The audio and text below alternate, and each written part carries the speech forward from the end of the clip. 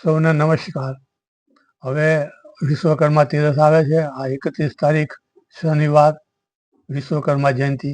એટલે મને એમનું ભજન યાદ આવી ગયું. મારું જ લખેલું છે, મારી જ રચના છે, પણ આ કોરોના સમયમાં જ લખેલી. પરંતુ આ તો જૂની થાય ને, આને સમયનું બંધન હોતું નથી. હવે સામાન્ય અત્યારે શબ્દોની વાતચીત કરી દઉં અને પછી એના સવિસ્તાર વાતો બીજા વિડીયોમાં કરીશું. કારીગીરી દાદાની એવી જડેના જગમાં. આ પેલો કાનુડો કાળો કાળો રાધા છે ગોરી ગોરી, એ ઢાળમાં ગાઈ શકાય એવું છે. કારીગીરી દાદાની એવી જડેના જગમાં, જન્મો જન્મ ના ભૂલું, કરજોડી પડું પગમાં. જન્મો જન્મ ના ભૂલું, કરજોડી પડું પગમાં. કારીગીરી દાદાની એવી જડેના જગમાં. આ ભગવાન, હા, આમ તો પોતે 64 કલાના જાણકારો વિશ્વકર્મા દાદા, બધી કલામાં સંપૂર્ણ. પરંતુ આ જે છે ને એ અલગ વસ્તુ છે. જન્મથી જે આપે છે ને એ અલગ વસ્તુ છે. એને વિજ્ઞાન પણ સમજી શકતું નથી. એ પછી આપણે આગળ ચર્ચા કરીશું.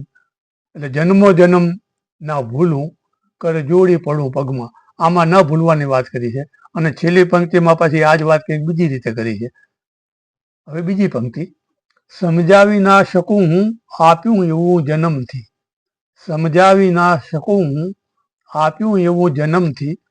ઠાંસી ઠાંસી ભર્યું છે લોહીમાં ને રગે રગમાં.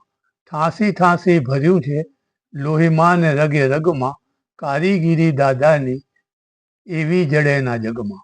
આપણે પેલું કહે જનનીની જોડ સખી નહીં જડે ને, એના જેવું આ છે. બધું જન્મથી ઘણું મળતું હોય છે અને માં આપતી હોય છે, અને ભગવાન આપતા હોય છે. માવતર ખરા, પરંતુ હવે આ બધું સમજવાનું બહુ અઘરું છે. મારા લોહીમાં ઘણી કારીગીરી લો. હું એ ઘણી વાર કહેતો કે મારું લોહી લઈ જાઉં, જો માઇક્રોસ્કોપમાં દેખાય તો કહેજો. એમાં જીવજંતુ દેખાય, વિજ્ઞાનને જીવજંતુ દેખાય, રોગના, ટાઇફોઇડના જંતુને, ફલાણા જંતુને, ઢીકણા. કારીગીરી એ કંઈ ના દેખાય. એટલે ભગવાનની આ કારીગીરી જન્મથી કિંમતી છે. હવે ત્રીજી પંક્તિમાં કહ્યું છે, શંકર નથી હું તોય લીધું ઝેર પી ઘટાઘટ. શંકર નથી હું તોય લીધું ઝેર પી ઘટાઘટ. ઘણા વેદ ઝેરમાંથી દાદા ઉગારે પડમાં. ઘણા વેદ ઝેરમાંથી દાદા ઉગારે પડમાં. આપણે ઘરમાં શાંતિથી રહેવાય તો ઘણું. હા, આપણે કહે છે ને કે ગુળાનું પાણી કરીને પીવાય, તલાઈનું પાણી ગાળવા ના જવાય. ભલે પછી મશીન આ દરિયાનું નથી ગળાતું, નહીં તો બધું ચોખા પાણીનો તો ઢગલો થઈ જાય. પણ એ બધું મોંઘું પડે, ઘાટ કરતા ઘડામણ મોંઘું.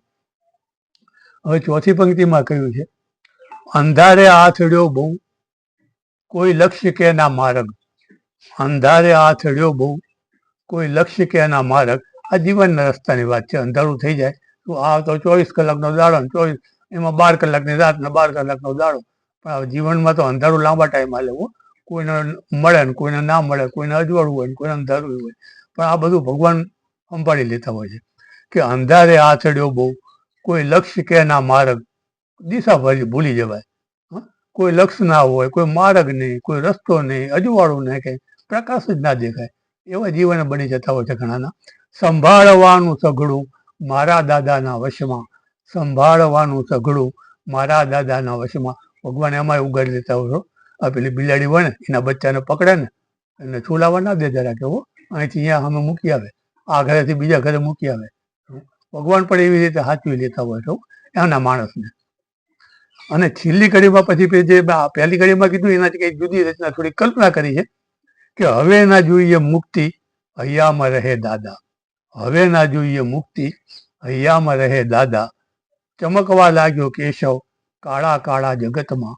ચમકવા લાગ્યો કેશવ કાળા કાળા જગતમાં. આ કેશવ મારા બાપુજીનું જ નામ છે, મેં તો એમનું જ નામ લખ્યું છે. એમને હિસાબે તો મળ્યું છે આપણને બધું કે ચમકવા લાગ્યો કેશવ. અંધારું હતું ભગતમાં આ હીરો તો ચમકે જો, એના કંઈ રૂપિયાની જરૂર નહીં બહુ. ચીથરે બાજુ રતન, એ તો ચમકે જ.